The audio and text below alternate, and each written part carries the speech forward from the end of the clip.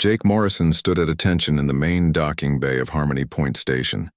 His powered armor hummed softly around him as he watched the alien ship dock for the first time in human history. The metal walls of the station seemed to vibrate with tension. Everyone knew this moment would change everything. Captain Lisa Brooks walked past him, checking her datapad one more time. She looked nervous, which made Jake feel nervous too. If the captain was worried, then this meeting was even more important than he thought. The diplomatic team had been preparing for months, but nobody really knew what to expect from these aliens called the Zephyrians. The airlock door opened with a long hiss. Jake's helmet display showed the atmospheric readings changing as the alien environment mixed with the station's air. Everything looked safe, but his hand still moved closer to his weapon. Old habits from his Marine training. The first alien to step through the door took Jake's breath away. She was tall and elegant, with skin that looked like blue crystal. Light seemed to flow beneath her skin in gentle patterns that reminded Jake of water moving under ice. Her eyes were large and silver, and when she looked around the room, Jake felt like she was seeing more than just what was in front of her. Behind her came more aliens, all with the same crystal-like skin but in different shades of blue and green. They wore flowing robes that seemed to move on their own, and they walked with a grace that made Jake feel clumsy in his heavy armor. None of them wore any visible weapons or protection. Admiral Rex Carter stepped forward to greet them. His uniform was perfect, and his voice was steady and calm. "Welcome to Harmony Point Station. I am Admiral Carter of the Human Colonial Fleet." The elegant alien woman smiled, and when she spoke, her voice sounded like music. "I am Princess Lyra Lai, of House Vorthak. We are honored to meet the humans at last." She gestured to the alien beside her, an older male with darker blue skin. "This is High Counselor Thaindar, our chief diplomat." Jake watched as the two groups exchanged formal greetings. Everything was polite and careful, like a dance where nobody wanted to step on anyone's feet. The aliens seemed curious about the humans, but Jake noticed they kept looking at the armor and weapons with something that might have been disapproval. The meeting moved to Conference Room Alpha, the biggest room on the station. Jake and the other Marines took positions around the walls while the diplomats sat at the long table in the center. The aliens moved like they were floating, while the humans in their armor clanked with every step. High Counselor Thaindar spoke, first about trade agreements and territorial boundaries. His words were formal and complex, full of the kind of language that diplomats loved but made Jake's head hurt. Princess Lyrelei sat quietly, but Jake could feel her watching the human guards. Her silver eyes seemed to study everything. Hours passed as both sides discussed details that seemed endless to Jake. His armor's cooling system worked to keep him comfortable, but standing still for so long was never easy. The aliens never seemed to get tired or uncomfortable. They just sat there looking perfect and graceful. During a break in the talks, Captain Brooks approached Jake. "The aliens want to tour the station. You'll be part of the security detail." "Yes, ma'am," Jake replied, his voice coming through his helmet's speaker system. Princess Lyrelei stood near the window, looking out at the stars. Jake found himself watching her again. There was something about the way she moved, like she was dancing even when she was just standing still. When she turned and caught him looking, he quickly looked away, feeling embarrassed. "Marine," she said, walking toward him. Her voice was soft but clear. "May I ask you something?" Jake straightened up. "Yes, Your Highness." She tilted her head, studying his helmet. "Why do you humans always wear these metal suits? Even here in a safe place you cover yourselves in armor." The question caught Jake off guard. He had expected her to ask about weapons or tactics, not about their gear. "Protection, ma'am. Standard operating procedure." "But protection from what?" she asked. "We have no weapons. This station has the best security in the sector. What do you fear?" Jake felt uncomfortable under her gaze. Even though she couldn't see his face through his helmet, it felt like she was looking right through him. "It's just how we do things, ma'am. Better safe than sorry." Princess Lyrelei nodded slowly, but Jake could tell she wasn't satisfied with his answer. She looked like she wanted to say more, but High Counselor Thaindar called her back to the table. The rest of the day passed in more meetings and discussions. Both sides seemed pleased with how things were going. The aliens were interested in human technology and manufacturing, while the humans wanted to learn about Zephyrian energy, systems, and medical advances.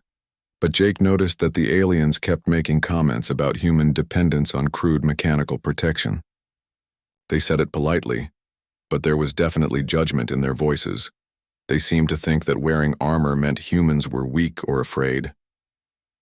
As the day ended, both groups prepared to return to their ships.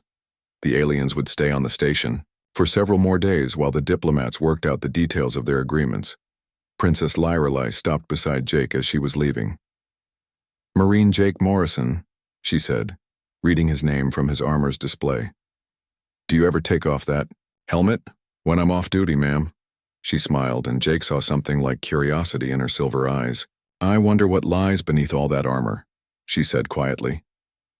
Before Jake could respond, she was walking away with the rest of her group, but her words stayed with him long after the aliens had returned to their ship. That night, Jake sat in his quarters and stared at his reflection in his helmet's visor. Princess Lyrelei's question echoed in his mind. What did lie beneath his armor? And why did the thought of her finding out make him feel so afraid? Jake stared at the ceiling of his quarters, unable to sleep. Princess Lyrelei's words kept playing in his mind like a broken recording. "I wonder what lies beneath all that armor." He touched his face through his helmet, feeling the familiar ridges and valleys of scar tissue that he tried so hard to forget. The scars were old now, 5 years since the accident that changed everything. Jake had been working in the mines on Kepler Station with his younger brother Danny. They were just trying to make enough money to get off that rock and start fresh somewhere else. Danny had dreams of becoming an engineer. Jake just wanted to keep his little brother safe. The memory came back like it always did, sharp and painful. The mine shaft had collapsed without warning. Jake had thrown himself over Danny when he saw the rocks falling, but it wasn't enough.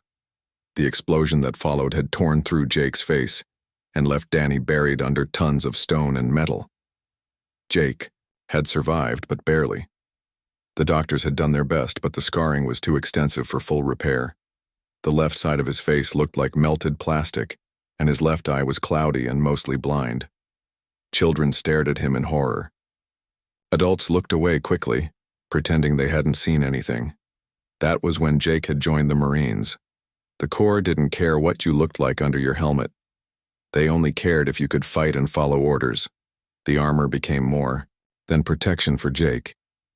It became a mask that let him be normal again. A soft chime from his door interrupted his thoughts. Jake sat up and checked his chronometer. It was late for visitors. "Come in," he called. Private Ben Clark entered, looking worried. Ben was young, maybe 20, with the kind of face that belonged in a recruiting poster. "Sarge, you okay? You missed dinner, and that's not like you." Jake appreciated the concern, but he wasn't ready to talk about his problems. "Just thinking about tomorrow's security briefings." Ben nodded, but Jake could tell he wasn't convinced. "The alien princess asked about you today." That got Jake's attention. "Asked what?" "She wanted to know about human military structure. Specifically, about Marines and why we wear armor all the time." Ben sat down on the chair near Jake's desk. Captain Brooks gave her the standard explanation about protection and readiness, but she seemed more interested in the personal reasons. Jake felt his stomach tighten. What kind of personal reasons? She asked if Marines ever felt trapped by their armor, if we ever wanted to take it off but couldn't for some reason. Ben looked confused. It was a weird question. I mean, we take our gear off all the time when we're off duty. But Jake understood what Princess Lyrelei was really asking. She had seen through his excuse about standard procedure. Somehow she knew there was more to his constant helmet wearing than just following rules. The next morning brought another round of diplomatic meetings. Jake took his position along the wall and watched as humans and aliens discussed trade routes and cultural exchanges. Princess Lyrelei participated actively in the talks, showing a sharp intelligence that matched her elegant appearance. During a break, she approached Jake again. This time, she brought 2 cups of tea from the station's cafeteria. "Marine Morrison, would you join me for a moment?" Jake looked around nervously. The other Marines were watching and he didn't want to break protocol. But Princess Lyrelei was a diplomatic guest, and refusing her request could cause problems. "Of course, Your Highness." They walked to a quiet corner of the room, away from the crowd. Princess Lyrelei sat gracefully in one of the chairs and gestured for Jake to sit across from her. She pushed one of the teacups toward him. "I cannot drink this with my helmet on," Jake said carefully. "I know." Her silver eyes met his helmet's visor. That was the point. Jake felt trapped. He could make an excuse and walk away, but that would be rude and obvious. He could drink through his helmet's emergency intake system, but that would look strange. Or he could do what she clearly wanted and remove his helmet.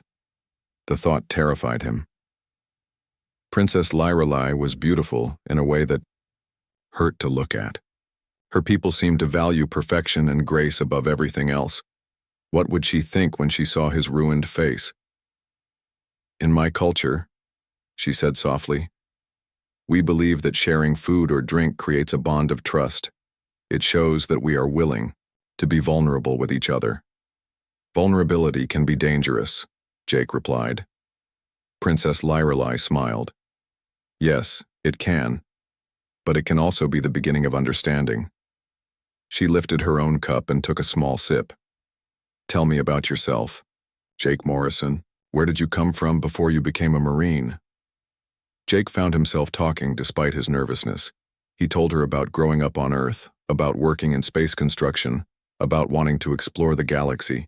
He left out the parts about Danny and the accident, but somehow Princess Lyrelei seemed to sense there was more to the story. "You speak of your past like it contains great pain," she observed. "Among my people, we believe that pain shapes us like pressure shapes crystals. It can make us stronger, or it can make us shatter." "Which one happened to you?" Jake asked before he could stop himself. Princess Lyrelei's expression grew thoughtful. "Both, I think. I shattered first, then grew back stronger." She traced a finger along her arm, and Jake noticed faint lines in her crystal skin that he hadn't seen before. "These are scars from my first battle. I was young and proud, and I thought my royal blood made me invincible." Jake stared at the marks. They were barely visible, like cracks in glass that had been carefully repaired. But they were definitely there. "Your people see scars as weakness?" he asked. "No," she said.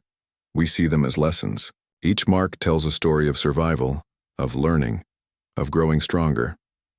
She looked directly at his helmet again. "That is why I am curious about what lies beneath your armor, Jake Morrison. I sense great strength in you, but also great pain. I wonder what lessons your scars might tell." Before Jake could respond, an alarm began blaring throughout the station. Red lights flashed and the automated voice system began announcing, "Security alert. All personnel report to emergency stations. This is not a drill." Captain Brooks rushed over to them. "Princess, we need to get you to the secure area immediately. There's been an explosion in Sector 7. Jake jumped to his feet, his training taking over. "Ma'am, what's the threat assessment?" "Unknown. Could be an accident, could be hostile action. We're not taking chances." As they moved quickly through the corridors, Jake noticed that Princess Lyrelei stayed close to him. Her earlier grace was replaced by alertness and determination. She moved like someone who had seen combat before, despite her delicate appearance. The secure area was crowded with diplomats, station personnel, and Marines. Everyone was talking at once, trying to figure out what was happening. Through the chaos, Jake heard fragments of reports. Explosion in the power grid. No casualties confirmed. Investigating possible sabotage. Princess Lyrelei touched his armored arm. "Jake Morrison," she said quietly. "When this is over, I would still like to know what lies beneath your armor. Not because I am curious about human weakness, but because I believe I might find human strength." Jake looked down at her through his helmet display. In the emergency lighting, her crystal skin seemed to glow with inner fire. For the first time, In years, he felt something other than shame when someone asked about what was hidden beneath his protection. Maybe, just maybe, he could trust her with the truth. The explosion in Sector 7 was just the beginning. Within minutes of the first alarm, more blasts echoed through the station. Jake's helmet display showed emergency readings from all over Harmony Point. This wasn't an accident. Someone was attacking the station systematically. Captain Brooks was shouting orders over the noise. "All Marines, combat readiness, protect the diplomatic personnel. We don't know who's doing this or what they want." Jake moved to shield Princess Lyrelei as another explosion rocked the station. The lights flickered, and the artificial gravity wavered for a moment before stabilizing. Through his helmet's communication system, he could hear reports from other Marine units scattered throughout the station. "Sector 4 is compromised. We've got armed hostiles in the main corridor." Engineering. Report someone is trying to access the reactor controls. Station defense systems are offline. Repeat, we have no defensive capabilities. Admiral Carter's voice cut through the chatter. "All units, this is Admiral Carter. We are under attack by an unknown force. Rules of engagement are authorized. Protect all diplomatic personnel at all costs." A new explosion, much closer this time, sent everyone in the secure area scrambling for cover. The blast doors sealed automatically, but Jake could see through his helmet sensors that the corridor outside was filled with smoke and debris. Princess Lyrelei grabbed his arm. "Jake, my security detail was in Sector 4 when the attack started. I need to know if they're safe." Before Jake could respond, the secure area's communication system crackled to life. A harsh voice filled the room, speaking with an accent Jake didn't recognize. "Attention all humans and aliens on this station. This is Commander Kane Phillips of the Pure Galaxy Movement. You are harboring dangerous alien contamination that threatens the purity of our galaxy. Surrender the alien delegation immediately, or we will destroy this entire station." Jake felt Princess Lyrelei stiffen beside him. Her crystal skin seemed to dim as fear washed over her. Around the room, both humans and aliens looked at each other with shock and confusion. Captain Brooks activated her communicator. "This is Captain Brooks. Who is the Pure Galaxy Movement? What do they want?" Commander Phillips's voice returned, full of cold hatred. "We are the defenders of galactic purity. Humans and aliens should not mix. This diplomatic meeting is an abomination that will lead to the corruption of both species. End these talks and send the aliens back to their own space or face the consequences." Admiral Carter tried to negotiate, but Phillips cut him off. "You have 1 hour to comply. After that, we will begin executing hostages." The communication ended, leaving the room in stunned silence. Jake's mind raced as he processed the threat. These Pure Galaxy terrorists had somehow infiltrated the station and taken control of key systems.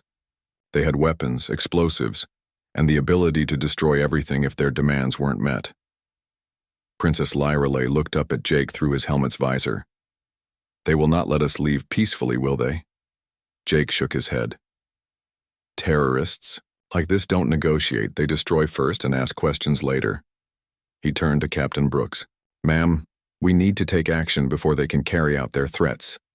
But before anyone could respond, another explosion shook the station. This time, the blast doors buckled inward, and smoke began seeping into the secure area. Through the damaged barriers, Jake could see armed figures moving in the corridor outside. "They're coming," he whispered into his communicator. "All Marines, prepare for hostile contact." The blast doors exploded inward in a shower of metal and sparks. Armed figures in black combat suits poured into the room, their weapons raised and ready. Jake pushed Princess Lyrelei behind an overturned table and raised his rifle. "Nobody move," shouted the lead terrorist. "Humans on one side, aliens on the other. Now!" Jake could see that these weren't random criminals. Their movements were coordinated and professional. They wore military-grade armor and carried weapons that looked familiar. These were trained soldiers, not desperate fanatics.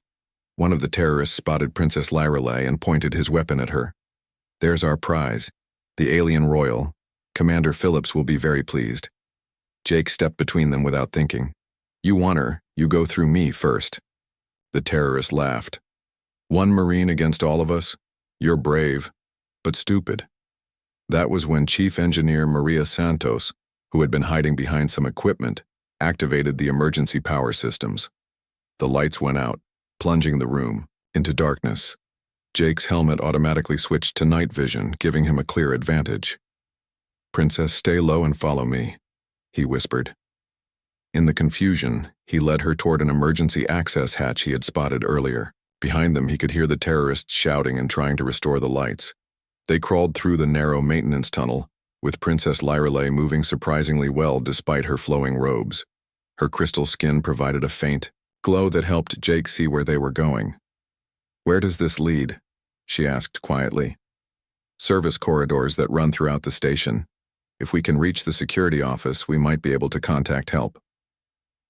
They emerged into a small storage room several levels down from the secure area. Jake checked his helmet's display and saw that they were near the station's central core. From here, they could access the main computer systems or try to reach the docking bays.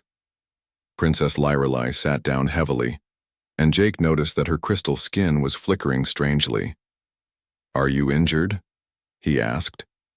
"Not injured, but frightened," she admitted. "My people are not warriors like yours. We rely on diplomacy and wisdom to solve conflicts. This kind of violence is foreign to us." Jake knelt beside her. "You're braver than you think. Not everyone could have crawled through that tunnel so calmly."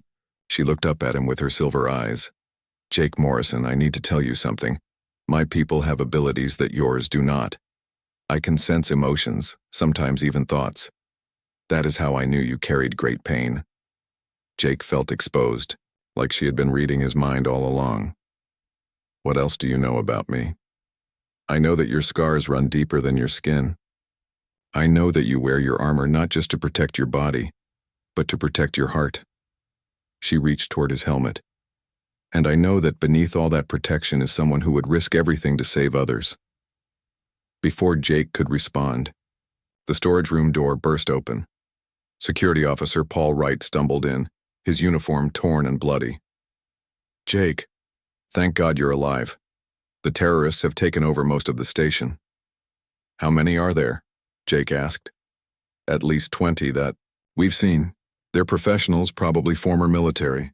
They've got explosives rigged throughout the station, and they're threatening to blow everything up if their demands aren't met." Princess Lyrelay stood up, her fear replaced by determination. "Then we must stop them." Paul stared at her in surprise. "Your Highness, with respect, you're not trained for combat." She smiled, and Jake saw steel beneath her delicate appearance. "Officer Wright, you would be surprised what a frightened alien princess is capable of when her friends are in danger." Jake felt something shift inside him. Princess Lyrelay wasn't just a diplomatic guest anymore. She was someone who cared about others, someone willing to fight despite her fear, someone who saw past his armor to the person underneath. "All right," he said. "Let's go save our people." As they prepared to leave the storage room, Princess Lyrelay touched Jake's armored hand. "Whatever happens next, I want you to know that I am honored to fight beside you." Jake looked down at her through his helmet, feeling something he hadn't felt in years. Not shame or fear, but purpose. Maybe even hope. "The honor is mine, Princess." Jake led their small group through the maintenance corridors toward the station's reactor core. Security Officer Paul Wright followed close behind, while Princess Lyrelay moved with surprising grace despite the cramped conditions. They had picked up Lieutenant Amy Foster and Technical Specialist Ryan Bell along the way, both survivors from other terrorist attacks throughout the station. "The power readings are all wrong," Ryan whispered, checking his portable scanner. "Someone's been tampering with the reactor controls. If they push it past safety limits, this whole station goes up like a supernova." Jake's helmet display showed the same readings. The terrorists weren't just holding hostages. They were preparing to destroy everything and everyone on Harmony Point Station. "How long do we have?" "Maybe an hour before the reactor goes critical." "Less if they decide to speed up the process." Lieutenant Foster checked her weapon and grimaced. 5 of us against 20 trained terrorists. Not great odds." Princess Lyrelay surprised everyone by speaking up. "In my culture, we have a saying. A single candle can light 1,000 others without diminishing itself. Sometimes the size of your flame matters less than your willingness to burn. Jake looked at her through his helmet. Even in the dim emergency lighting of the corridors, her crystal skin seemed to glow with inner light. She was scared, he could see that, but she wasn't backing down. They reached the access point nearest to the reactor core. Through the thick observation window, Jake could see Commander Kane Phillips and 3 other terrorists working at the control panels. Phillips was older than Jake had expected, with gray hair and the bearing of a career military officer. His movements were precise and confident, like someone who had done this kind of work before. "He's a pro," Paul whispered. "Look at the way he's handling those controls. This isn't his first sabotage operation." Jake studied the reactor chamber layout on his helmet display. There were 2 ways in: the main entrance, which was heavily guarded, and a small maintenance access panel that led directly into the reactor housing. The problem was that the access panel was too small for someone in full armor to fit through. "I can get in through the maintenance access," Ryan offered. "I'm small enough to fit." "No," Jake said immediately. "You don't have the combat training. If something goes wrong, you won't be able to defend yourself." "Then what do you suggest?" Lieutenant Foster asked. "We can't just wait here while they destroy the station." Jake stared at the access panel, then at his own armored hands. The answer was obvious, but it terrified him more than any enemy fire ever had. To reach the reactor controls and stop Phillips, someone would have to go through that access panel, and that someone would have to do it without armor. "I'll go," he said quietly. "Jake, that's suicide," Paul protested. "Without your armor, you'll have no protection at all. One lucky shot and you're dead." Jake began removing his armor pieces, starting with his gloves. His hands shook slightly as he worked. "Sometimes you have to take risks to protect what matters." Princess Lyrelay moved closer to him. "Jake, you don't have to do this." He paused in removing his chest plate. "Yes, I do. Those people in there are counting on someone to stop this. My armor won't fit through that access panel, but I will." As he continued stripping off his protective gear, Jake felt more exposed than he had in years. Without his armor, he was just a man with scars and fears and too many painful memories. But he was also someone who wouldn't let innocent people die while he stood by and watched. The hardest part was removing his helmet. Jake hesitated with his hands on the release mechanisms, knowing that once he took it off, Princess Lyrelay would see his face clearly for the first time. The left side was a twisted mass of scar tissue, the eye cloudy and partially blind. Children had screamed when they saw him. Adults had looked away in disgust. "Jake," Princess Lyrelay said softly. "May I help you?" He looked at her through his helmet's visor one last time, then nodded. Her delicate hands found the helmet releases and gently lifted it away from his head. Jake closed his eyes, unable to watch her reaction. He heard her sharp intake of breath and felt his heart sink. There it was.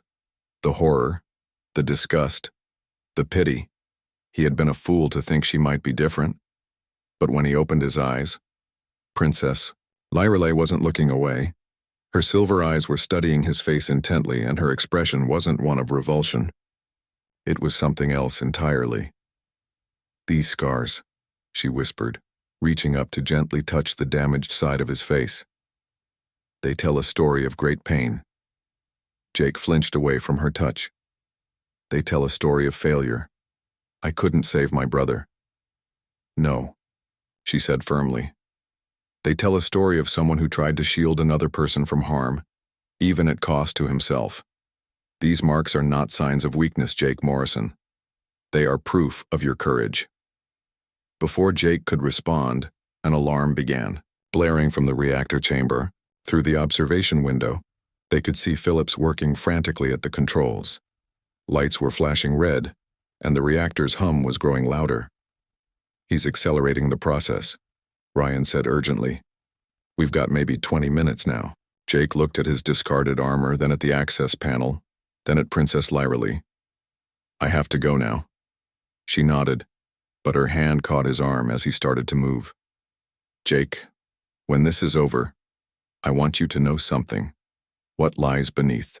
Your armor is not ugly or shameful. It is beautiful because it belongs to someone who puts others before himself. Jake stared at her, hardly believing what he was hearing. Princess, go, she said. Save our people. But come back to me safely. Jake squeezed through the access panel, his scarred face scraping against the metal edges. Without his armor, he felt vulnerable and exposed, but also strangely free. He could move faster, think clearer, react quicker. The maintenance tunnel led directly into the reactor housing, just meters from where Phillips and his team were working. Jake could hear their voices clearly now. Reactor pressure at 80% of critical, one terrorist reported. 20 minutes to complete core failure. Good, Phillips replied. That should give us enough time to reach our ship and get clear. The destruction of this station will send a message throughout the galaxy. Humans and aliens don't belong together.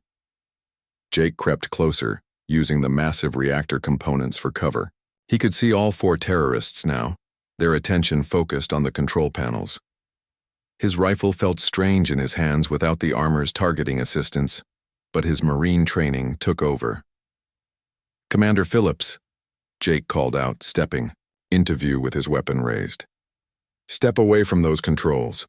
Phillips spun around, his own weapon coming up fast. But he hesitated when he saw Jake's face, perhaps startled by the extensive scarring.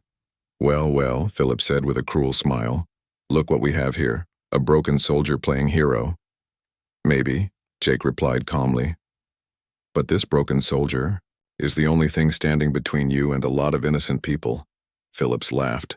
You think you can stop us? You're outnumbered 4-1 and you're not even wearing armor. You're going to die here, Marine. Jake thought about Princess Lyra Lee's words, about courage and sacrifice, about the strength that came from being willing to protect others even when you were afraid. Maybe, he said again. But I'm going to make sure you don't hurt anyone else first. The firefight in the reactor chamber was brief but intense. Jake's Marine training served him well, even without his armor's assistance. He used the massive reactor components for cover, moving quickly between positions while the terrorists tried to pin him down. Commander Phillips was skilled, but he made the mistake of underestimating Jake because of his scars. When Phillips moved to flank him, Jake was ready. A single shot brought the terrorist commander down, but not before Phillips managed to lock the reactor controls in their critical sequence. You're too late, Marine, Phillips gasped as he lay bleeding on the floor. The reactor will overload. In 10 minutes, even if you kill us all, you can't stop it now. Jake quickly secured the other 3 terrorists, then rushed to the control panel. The display showed reactor pressure climbing steadily toward the red zone. Ryan was right. They were running out of time fast. Jake! Princess Lyrale's voice came through his communicator. Are you safe? I'm alive, Jake replied, working frantically at the controls. But Phillips locked the reactor sequence. I can't reverse it. Can you shut down the reactor completely? Jake studied the display. There was an emergency shutdown procedure, but it required someone to manually activate the physical safety systems deep inside the reactor core itself. The radiation levels there would be lethal within minutes, even with full protection. There's a way, Jake said slowly. But it's a one-way trip. Through his communicator, he heard Princess Lyrale's sharp intake of breath. No, there has to be another way. Jake looked at the countdown timer. 8 minutes until critical failure. If the reactor exploded, it would destroy the station and kill everyone aboard. Hundreds of humans and aliens, including all the diplomatic personnel who had come here hoping to build peace between their peoples. Princess, Jake said quietly. Tell me about your scars again. Her voice was soft when she replied. They are lessons. Stories of survival and learning and growing stronger. And what lesson do you think mine are supposed to teach? There was a long pause before she answered. That some people are willing to sacrifice everything to protect others. Jake smiled even though she couldn't see him. I think you're right. He started toward the reactor core access, but Lieutenant Foster's voice stopped him. Jake, wait. We found another way in. We're coming to help. No time, Jake replied. The radiation will kill anyone who comes down here. I'm already exposed. That wasn't entirely true. Jake had been near the reactor for several minutes, but his exposure levels were still manageable. But he knew that what he was about to do would change that quickly. Jake opened the heavy door to the reactor core chamber. The heat hit him immediately, along with the deep thrumming sound of barely controlled nuclear fusion. Warning lights flashed everywhere, and his communicator crackled with static from the electromagnetic interference. The manual shutdown controls were located at the very center of the chamber, next to the reactor's main housing. Jake could see them clearly, but he could also see the radiation warning symbols posted all around the area. Without proper shielding, he would absorb a lethal dose within minutes. He thought about his brother Danny, buried under tons of rock because Jake hadn't been fast enough to save him. He thought about all the people on the station who were counting on someone to stop this disaster. And he thought about Princess Lyrelei, who had looked at his scars and seen courage instead of failure. Jake ran toward the manual controls, ignoring the radiation alarms that began shrieking all around him. His hands moved quickly over the shutdown sequence, following procedures he had memorized years ago during his engineering training. The reactor's hum began to change pitch as the safety systems engaged. By the time he finished, Jake could feel the radiation sickness beginning. His skin felt hot and tight, and there was a metallic taste in his mouth. But the reactor was shutting down safely. The station was saved. Jake staggered back toward the chamber entrance, but his legs gave out. Before he could reach it, he collapsed against a support beam, breathing heavily. Through the static on his communicator, he could hear Princess Lyrelei calling his name. "I'm here," he managed to say. "Reactor's stable. Everyone's safe." "Jake, we're sending medical teams down to get you." "Don't," Jake said firmly. "Radiation levels are too high. Give it a few hours for things to settle down." But they both knew he didn't have a few hours. Jake could feel his strength leaving him as the radiation poisoning progressed. This was how it was going to end, alone in a reactor chamber, having finally done something that mattered. "Princess," he said softly into his communicator. "I'm here, Jake. You asked what lies beneath my armor. I hope you got your answer." Her voice was thick with tears when she replied, "Yes. I found someone who would give his life to save others, even people he barely knows. I found someone who thinks his scars make him ugly, but who has the most beautiful soul I have ever seen." Jake closed his eyes and smiled. "Thank you for seeing me. Jake Morrison, listen to me carefully. You are not allowed to die down there. Do you understand me?" Despite everything, Jake laughed. "I don't think I get a choice in this, Princess." "Yes, you do. You fought through your fear to remove your armor and save us all. Now fight through this. My medical team has equipment that can help with radiation exposure, but you have to stay conscious long enough for us to reach you." Over the next hour, Princess Lyrelei's voice was the thread that kept Jake connected to life. She told him stories about her world, about crystal cities that grew from living rock, about her people's long history of healing and growth. She shared her own fears and doubts, her struggles to live up to her royal responsibilities. When Dr. Kevin Stone and the medical team finally reached him, Jake was barely conscious. The doctor worked quickly with both human and alien medical technology to stabilize him. Princess Lyrelei was there too, having insisted on coming despite the danger. Jake's recovery took weeks. The radiation exposure had been severe, but the combination of human medicine and alien healing techniques saved his life. During his time in the medical bay, Princess Lyrelei visited him every day. "You know," she said one afternoon as he was finally sitting up in bed, "my people have been wrong about humans." "How so?" Jake asked. His voice was still weak but getting stronger. "We thought your armor and weapons meant you were afraid and violent. But the truth is the opposite. You protect yourselves so well because you're willing to risk everything for others. You prepare for violence so carefully because you hope to avoid it." Jake touched the new scars on his arms from the radiation burns. "Maybe we're just good at hiding our fears." Princess Lyrelei took his scarred hand in both of hers. "Jake Morrison, there is nothing hidden or shameful about fear. Courage is not the absence of fear. It is choosing to do what is right despite being afraid." The diplomatic talks resumed after the terrorist threat was eliminated. Both humans and aliens had learned something important from the crisis. They saw how people from different worlds could work together when they faced a common danger. Jake was promoted to Sergeant Major and offered a position as head of Cultural Exchange Security. He would work directly with both human and alien diplomatic teams, helping them understand each other better. On the day of the formal alliance signing ceremony, Jake stood at attention in the main assembly hall. He wore his dress uniform, but for the first time in years he wasn't wearing his helmet. His scars were visible to everyone present, but he no longer felt ashamed of them. Princess Lyra Lee, dressed in flowing robes that seemed to capture starlight, approached him after the ceremony. "Sergeant Major Morrison, you look different without your helmet."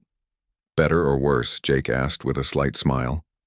"More honest," she replied, "and more handsome than you realize."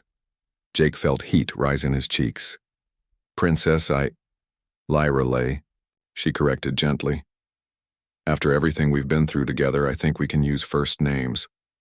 "Lyra Lee," Jake said, testing the sound of her name. "What happens now? The diplomatic mission is complete." She smiled, and Jake saw mischief in her silver eyes. "Well, our peoples have established regular trade and cultural exchanges. Someone will need to oversee the security arrangements for all those visits." "That would be my job," Jake said slowly. "Yes, it would. And someone from my people will need to act as a liaison for those same exchanges."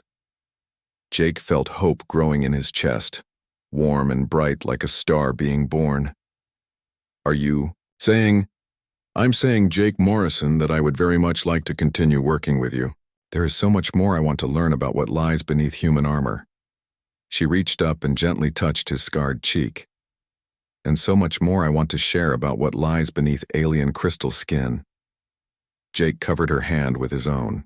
Around them, humans and aliens celebrated the beginning of a new alliance. But for Jake, this was something even more important. This was the beginning of understanding that his scars didn't make him less worthy of love. They made him human. "I'd like that very much," he said. Princess Lirelai smiled, and her crystal skin seemed to glow brighter. "Good, because I have many more questions about human courage. And I have many more answers," Jake replied, all of them honest. As they walked together toward the viewing windows that looked out at the stars, Jake realized that Princess Lyrelai had been right from the beginning. What lay beneath his armor